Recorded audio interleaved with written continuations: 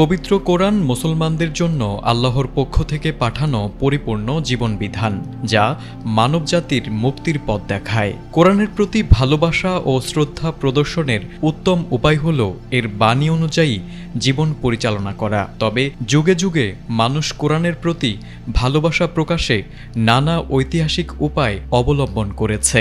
এমনই এক বিরল ভালোবাসার নিদর্শন পাওয়া গেছে ভারতের এক মুসলিম পরিবারের কাছে।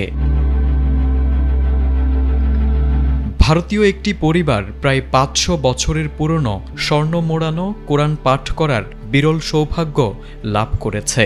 পবিত্র কোরআনের সেই কপিটি বর্তমানে আছে দেশটির এক ব্যাংক কর্মকর্তা মোহাম্মদ হারিসের ঘরে।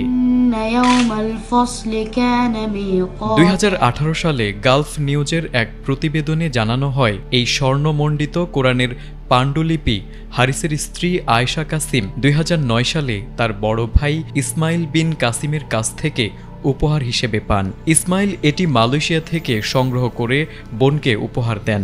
গোল্ডেন টুলিং নামে পরিচিত এই কপিটি কোরআনের প্রতি তাদের পারিবারিক শ্রদ্ধা ও ভালোবাসার নিদর্শন। এক সাক্ষাৎকারে হারিস জানান, ওয়ালটন এখন দেশের সীমানা পেরিয়ে পৌঁছে গিয়েছে ৫০টিরও বেশি দেশে। ওয়ালটন, ঘরে ঘরে, বিশ্বজুড়ে। এই বিশেষ কোরআন ২৮টি খণ্ডে বিভক্ত, যার প্রতিটি খণ্ডে ১৯ থেকে ২০টি পৃষ্ঠা রয়েছে। এগুলোতে পবিত্র আয়াতসহ ক্যালিগ্রাফি করে লেখা হয়েছে এবং প্রতিটি খণ্ড রাখা হয়েছে ১৪টি স্বর্ণ নির্মিত বাক্সে। এর মধ্যে একটি বাক্স হ্যারিসের কাছে রয়েছে এবং বাকি ১৩টি বাক্স তার স্ত্রীর ভাই ইসমাইলের কাছে সংরক্ষিত রয়েছে। পাণ্ডুলিপির সঙ্গে থাকা নথিপত্র থেকে জানা যায় এটি ১৬০০ থেকে ১৮০০ শতকের মধ্যবর্তী সময়ে অটোমান সাম্রাজ্যের শাসনামলে তৈরি হয়।